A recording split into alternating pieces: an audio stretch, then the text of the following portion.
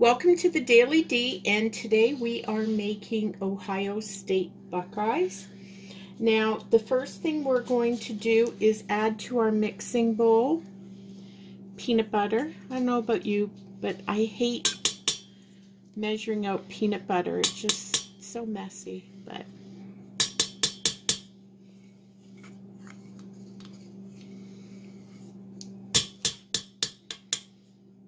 okay. And we're going to put in a 1/4 cup of butter at room temperature.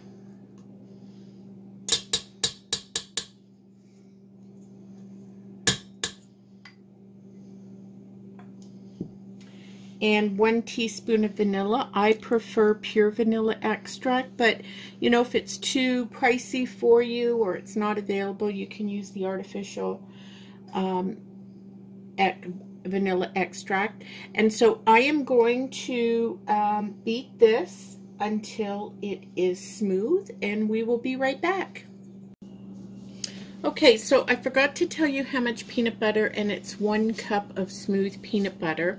And in hindsight, I should have just done this with my hand blender, but I kind of forgot. I'm so used to doing this in a bowl. So anyways, this is all mixed up. And now I'm going to add 1½ cups of icing sugar, and I'm going to use 1/2 cup of flour. Now, the reason why my flour is in a baking dish is because we are not cooking these Buckeyes, so you can't use raw flour. So if you want to make cookie dough or things like that that you're going to eat raw, you have to make sure to cook your flour. Otherwise, you can get really ill by eating it.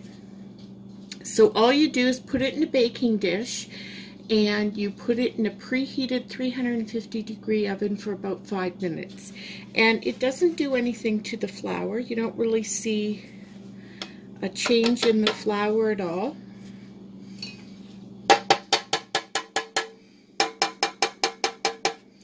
You don't really see a change in the flour at all, the color or anything, but it is cooked and it's healthy to use. So I'm going to go back and I'm going to blend this, and I'm going to put in about 25% of this at a time until it's all incorporated in here. And next time I'll be sure to bring out my mixer, my hand mixer. So we'll be right back.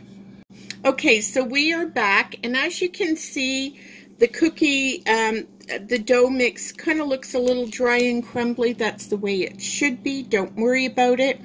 How big you make these is up to you. I am using I think this is 1 teaspoon scoop, and the reason why I'm using it is I am using these little candy cups to put them in, and this looked about the right size for them.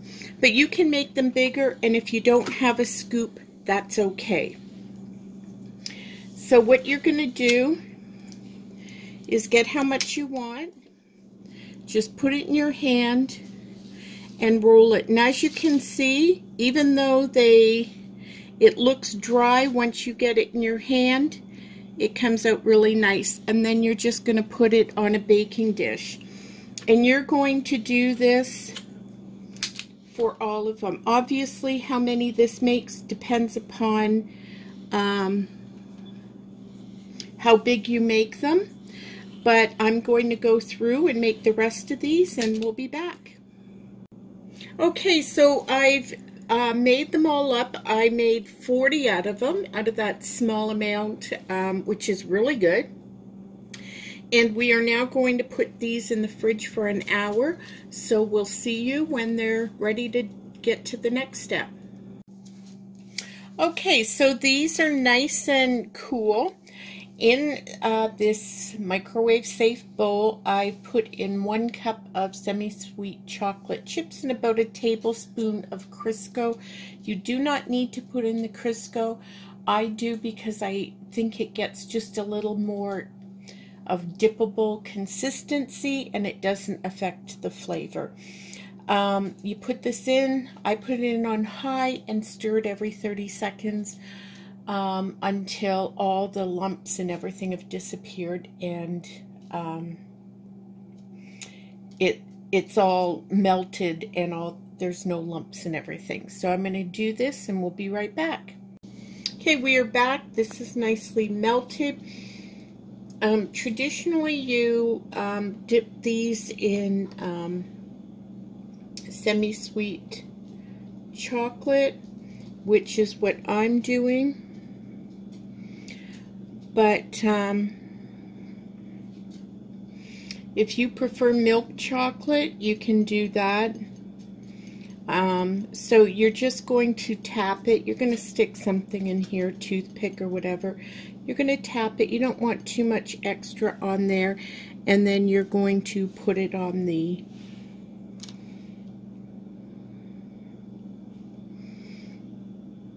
tray. Now, you want these to look like the Buckeyes, so you don't dip the entire thing in. If you don't care, then feel free to dip the entire thing.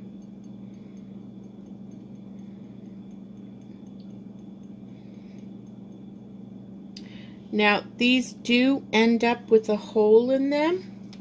And what you can do is just pinch it so you don't see the hole. And then you're going to put these back in the fridge until they solidify, and we'll come back and show you how we put them in the little cups. Okay, so these are done, and you don't need to put them in little candy cups. But we do because they look nice on platters at Christmas time. They taste really good. Give them a try. And don't forget to check out our playlist for more recipes. And the recipe for this will be in the description box below if you need it. So thank you for joining us and take care.